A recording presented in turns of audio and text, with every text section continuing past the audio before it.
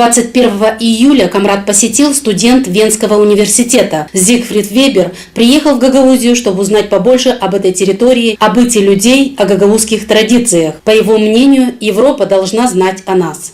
Я сам из Австрии, и у нас, к сожалению, пока никто не писал о автономии в Гагаузии, как вообще у нас очень мало научной работы о Молдавии, и мне эта страна, и Гагаузия сама очень интересна, и так я решил туда приехать, потому что я считаю, что чем больше разных культур, разных людей в Европе живут, чем более интересно, и Гагаузия это один из этих точков красоты Европы.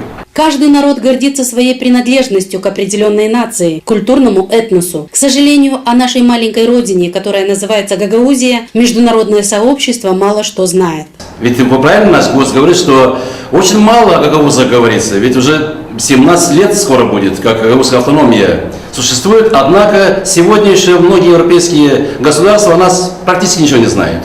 Поэтому мы стараемся о нас больше заявить, больше говорить. Очень приятно, что иностранцы интересуются о таких малочисленных народах, как гагаузы. Они не просто интересуются, но и пишут научно-докторские работы.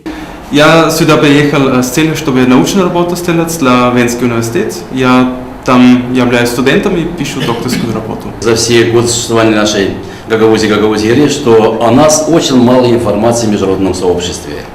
Поэтому мы стараемся, пытаемся больше встреч организовывать, больше информации давать, побольше писать о нас, побольше рекламировать, пропагандировать наш народ, буквально будем говорить, его культуру, язык наш, национальные обряды, обычаи, традиции и так далее, чтобы народы Европы знали больше о нас. Как комментирует Николай Тельпис, причиной того, что о нас не знает международная общественность, частично кроется и в нас самих. Мы должны гордиться своей национальностью, уважать свои традиции, а не стесняться рассказывать о себе.